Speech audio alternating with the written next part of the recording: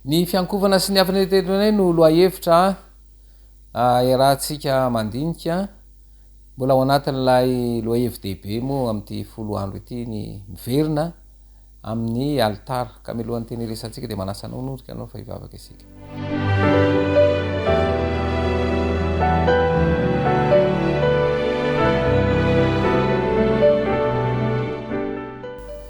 Ketrindriraina ny lanitra sy ny tany tombotombo-panjaka ny mpanjaka mefazarera tolotray ho anao ray andera sy ny laza ary ny voninahitra mandrakizay ny tsy mafezana sainana ka mahatonga anoto anareo ka tana fona aminao zany ankehitriny misotranao no ity fotoana zay nomena anay ity aoka mba ho azonay ny afatra ty nambaraka itona fifahazanao anay zany tononona sy angatana amin'ny anaranao Jesosy Kristy mivavaka. Amen.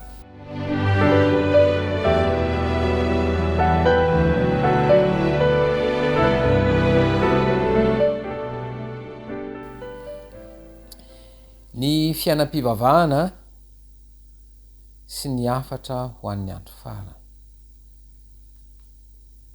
Ao amin'ny Apokalipsy 4:7.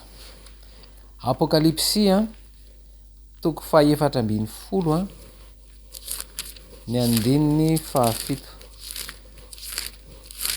Apokalipsy 4:7 ny andininy 7 dia zao ny vaky ny teny. Matahoran'Andriamanitra ka mivoninahitra izy fa tonga ny andro fitsarany ary miankofy eo anoloan'izay nanao ny lanitra sy ny tany sy ny ranomasina ary ny loharano. Eto zany dia miantso ny amin'ny fahatahorana an'Andriamanitra ny hanomezana voninahitra azy satria ao anatin'ny andro fitsarantsika zao dia mbola miantso indray eo amin'ny fiankofana eo anoloan'izay nanao ny lanitra sy ny tany sy ny ranomasina ary ny loharano. Misy antso lehibe zany io, antso izay ambara hoe afatry ny anjely voalohany dia inona ihany koa no afatry ny anjely faharoa. Amin'ny mahadvantita amin'ny tany 7 antsika dia antsoina isika anambara ny afatra ho an'ny andro farany. Mananjanja loatra izany afatra izany ka tsy misy zavatra hafa tokony ifantohan'ny saintsika akoatr'izany. Izany hoe ny zay rehetra nandray ny teny ary mino fa teny avy amin'ny mpahary zany dia tia ny anambara izany ary tia ny resaka an'izay. Dia mila mitory ny afan'anjely voalohany zany dia tsy ny afan'anjely voalohany fa izay nidina teo afovoan'ny lanitra manana ny filazantsara mandrakizay hotoriana ambonina ambonin'ny tany. Apokalipsy 4:7 zany zay.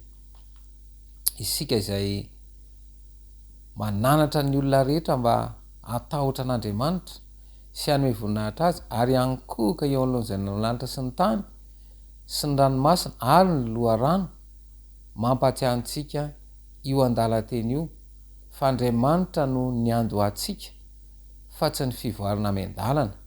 Manana ny filazantsara mandrakizay isika mifanaraka amin'ny fotoana izany ary tsy mety lany andro manan-danja ary mandrakizay tena ilaina ary tsy manapetra. Noho izany dia torintsika ihany koa ny afan'anjely faharoa izay hita ao amin'ny Apokalipsy 4:7 ny andininy 9. Apokalipsy 4:7 ny andininy 9 dia zao ny vaky ny teny. Ary nisy iray koa dia anjely faharoa nanaraka ka nanao hoe ravarava Babilôna lehibe izay nampisotro ny firenena ny divay ny fahatezerana noho ny fijangajangana.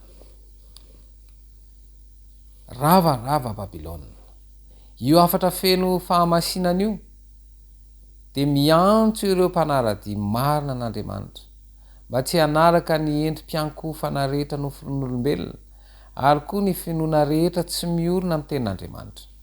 Mitaona antsika izany mba hanalavitra ny finoana natambatambatra kisendrasendra izay tsy miorina amin'ny soratra masina na tsy tohanan'ny fanahy faminaniana mivoavy ao amin'ny Babilôna mba tsy raisanao ota aminy ary mba tsy anjoanao zay loza hiatra aminy a hoy ny boky ny apokalipsy.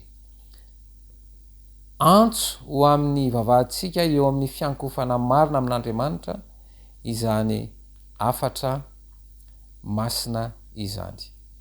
Ny afatra anjely fahatelo dia mbola miresaka hoe resaka iza raha miezinezina reo afatra roa voalohany de manambara zavatra somary manaitra ilainy hoety mikasika ny afatra anjely fahatelo. Izao no soratany eo amin'ny taratasiny: tokony hitambatra ao amin'ny afatra fahatelo ny herin'ny fitoriana ny afatry ny anjely voalohany a sy ny faharoa. Inona no anton'izany?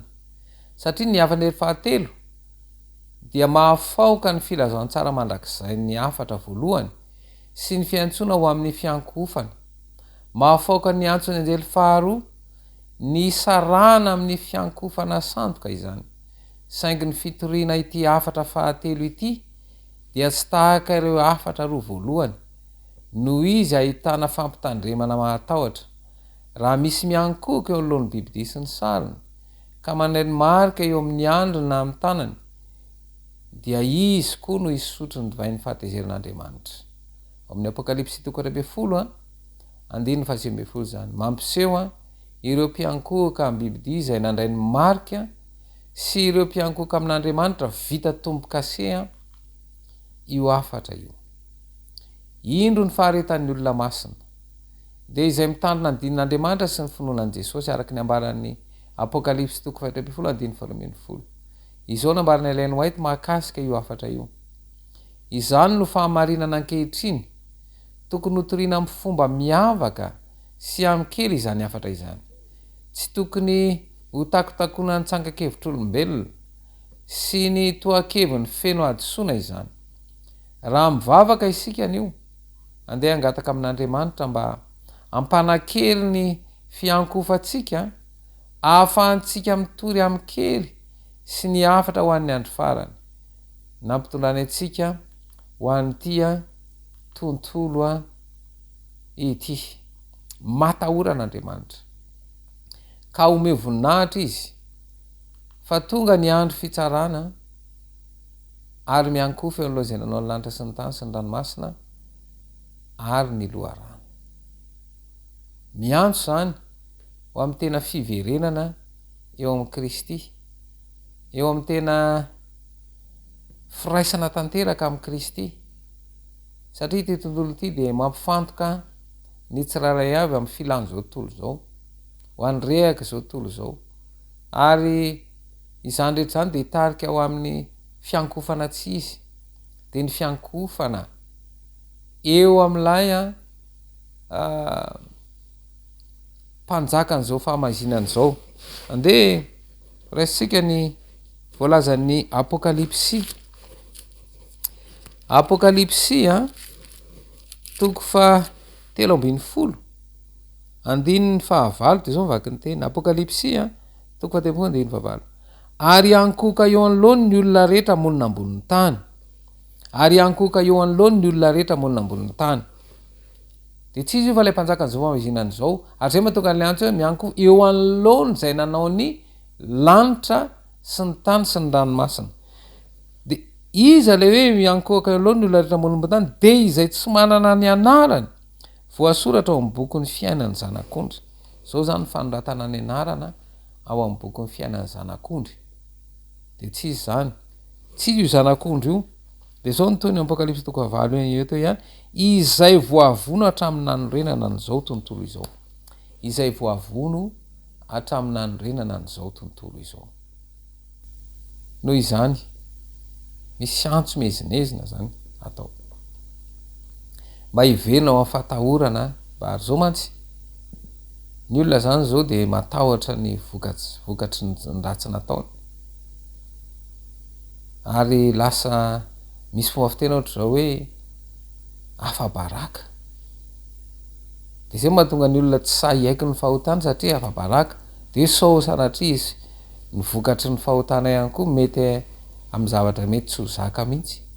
De zay fitak'izay zany lasa tahotra ny olombelona, tahotra zao tontolo zao, fa fa mila miverina fataonan'andriamanitra any ateo mamivonahitra anazy de le tena toetra miverina am'le toetra fanoezana ny toetra n'andriamanitra ka io ny toetra de tsy ny efa nididy folo izay antsony hoe lalàna moraly karaha resaka moraly de toetra zay ka ito zany de miantso ny amin'ny tena fiverenana am Kristy ka mila vavaka mafanaka nde tonga eo amin'ny fiaraha-mivavaka indray sika izay angatahantsika fiten'andriamanitra antsehatra aoka ianao azo antoka tsara mba hananonao toerana afana mivavaka de iroso am'izay vavaka izay isika minasanao nondrika an'lohanao fa hivavaka isika.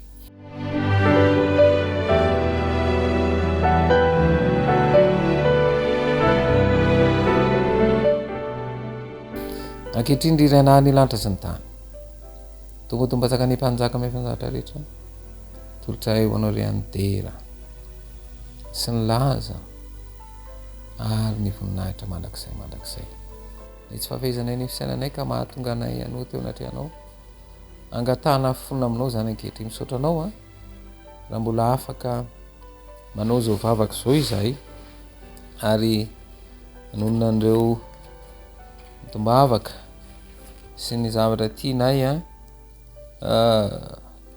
angatahana aminao ry Andriamanitra tsy to mpamorona anay io mpanjaka an'izao rehetra zao tianay ny anetry teny eo anatrehanao ianao no Andriamanitray ilay ihany Andriamanitra ary mendrika anao ny dera sy ny fanoloran-tenanay ary ny anokananay ny fiainanay anao ny sitraponao mahatalanjony ianao feno fahatsaran-tare ary mahagaga angatahanay ny anatanterahanao ny teny fikasanao sy amenonao anay amin'ny fanahinao masina mba ahatonga ny fiainanay aneo taratra ny toetranao be fitiavana izay tonga lafatra angatahanay ny ampisehonao ny mayanao anao sy ny voninahitrao amin'ny alalanay Jesosy io mazava ny ambaran'ny tenin'ny faminaniana ao amin'ny bokin'ny Daniela sy ny Apokalipsy velona amin'ny ora fitsarana ny tantarany tany izahay misaotra anao izahay satria afaka mahatoky fa ampo anay ny fahamarinanao izay anay noho ny amin'ny finoanao ary koa manome anay ny antoka ao amin'ny famonjena raha miatrika ny fitsarana izahay ampio izahay noho ny fahasoavanao mba hanana fiainana mahasoa ny hafa mba hanao fanompona mifantoka amin'ny iraka ary hanome voninahitra anao eo amin'izay ataonay rehetra Jesosy io rehefa mijery ity tany ity sy izao tontolo rehetra izao izahay dia atalanjona noho ny fahatsaran'ny asan'ny tananao na dia eo amin'ny zavatra rehetra aza ny vokatry ny ota dia mbola hitanay hatrany fa ianao no mpahay-kanto lehibe izay nametraka ny fahatsaran-tarea sy ny fikasana tsara eo amin'ny asa tananao tsy ho nisy izahay raha tsy noho ianao misaotra anao izahay satria nizara ny fofinainao ianao ary namorona anay tsy mba hiainanay ho an'ny tenanay fotsiny fa mba hanananay firaisana mandrakizay aminao ilay mpamorona anay Jesosy malalo ny teny fikasanao ani de hisy akony lehibe eo amin'ny fiainanay aza matahotra anao fa momba anao aho ary aza mierikerika foana fa izao no Andriamanitrao mampahery anao aho sady mamonjy anao eny mitantana anao amin'ny tanana ankavana ny fahamarinako ao ary ho fanampin'izany rehetra izany dia tany ny finoana ho ampinga izay azahoanareo amony janatsipika mirehetrarehetra izay alefa nylay ratsy voaomby miaraka amin'ny Kristy amin'ny hazo fijaliana ao ary tsy izao intsony no velona fa Kristy no velona atao anatiko fa izay velomako ankehitriny eo amin'ny nofo dia ivelomako amin'ny finoana ny zanak'Andriamanitra fa Andriamanitra no miasa ao anatinareo na ny fikasana na ny fanaovana ahatanteraka ny sitrapony fa hoy izao mandeha hanahaka ny fanahy dia tsy hatanteraka ny filany nofy ianareo fa Andriamanitra ny fiadanana anoritoro any Satana faingana eo ambany ny tongotrareo ary aza manaraka ny fanaon'izao tontolo izao fa miova ny fanavaozana ny saina amantarinareo ny sitrapon'Andriamanitra dia izay tsara sady ankasitrahana no marina. Aza ty izao tontolo izao na izay zavatra eo amin'izao tontolo izao, raha misy olona ty izao tontolo izao dia tsy ao anatiny ny fitiavana ny ray. Raha azoto ianao, raha azoto iaino ny feonjevan'Andriamanitra ao ianao, ka anao izay mahitsy eo imasony sy iaino lalàny ary tandrina ny didiny rehetra, dia tsy hisy ataoko aminao ireny aretina rehetra ireny izay nataoko tamin'ny Egiptiana. Fa izao ny Jehova izay manasitrana anao. Ovy sy varahana nidinao ary hifamatra amin'ny andronao ny fiadananao. Jesosy malala. Tanterao aminay ny teny fikasana ary aoka ino sy ho azonay antoka fa mandray zavatsoa avy aminao izahay. Aza velanao ho ny fiainan'ity tontolo ity no angeja ny fisainanay, fa oka kosa ilay herin'ny fanahinao mahagaga no anazava ny fisainanay. Koa mangataka aminao izahay mba hanomana pilatsaka ny sitrapo anao fanompona amin'ireo vondrona fitopolo any amin'ny sahanasa any Israely.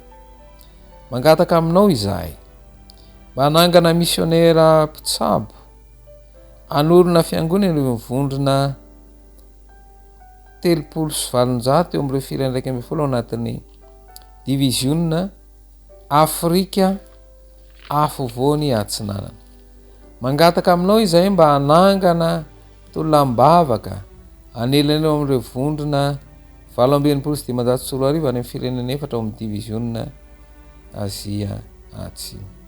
Ankehitriny dia mangataka izahay ho an'ireo izay voafatotry ny asan'ny maizina, satria ilay mpanjaka an'izao famaizinana izao dia miezaka amin'ny feno fisainany araky ny nambaran'ny afat'ny ely faharoa ravarava Babilôna lehibe izay nampisotro ny divainy fahatezerany Jesosy eo. Betsaka ny te hiala fa tsy afaka koa ny herin'ny fanahinao anie no anjaka ao an-tsainy ireny olona ireny mba hanafaka sy hanapatapaka ny gadra ny devoly ka tonga n'ireo izay voageja ho afaka tanteraka. Jesosy eo meo ny tsiraray avy ny hery ahafahana tena mifandray aminao, mametraka ny fiainana eo aminao ary indrindraindrindra ahatonga ny herinao anjaka. Koa aoka hiverina amin'ny laoniny ny fiainan'ny tokantrano tsiraray avy, ny fiainan'ny mpivady, ny fankatoavan'ny zanaka ary indrindraindrindra ny altara ny tokantrano tsiraray avy, dia mba hiverina amin'ny laoniny izany mba hisehon'ny voninahitra ao. Vavaka ho an'ireo izay voasoratra ao amin'ny karatra izay nosoratanay. Ampio izahay mba ahay hifandray amin'ireny olona ireny, ampio izahay mba hanao dingana amin'ireny olona ireny ary indrindraindrindra fanainao ny asa amin'izy ireny, ahatonga azy ireny ho liana ary indrindraindrindra ho mora andaira ny fanahinao ka afaka ametraka ny fiainana eo aminao, ka amin'ny andraikitra sy ny asa izay tanterana amin'izy ireny tsiraray avy dia hisy vokany izany ary afaka ametraka ny fiainana eo aminao. Koa aoka ny membre tsiraray avy mba ho feno ny fanahinao mba afaka mita ny hiraka izay ampanaovina ny tsiraray avy ka afaka hitory amin'ny kely ny afan'ny anjely voalohany, ny afan'ny anjely faharoa ary ny afan'ny anjely fahatelo ary tena hiaina an'izany mba hisehon'ny voninahitra ao. Tononona sy angatahana amin'ny anaranao Jesosy Kristy mivavaka. Amen.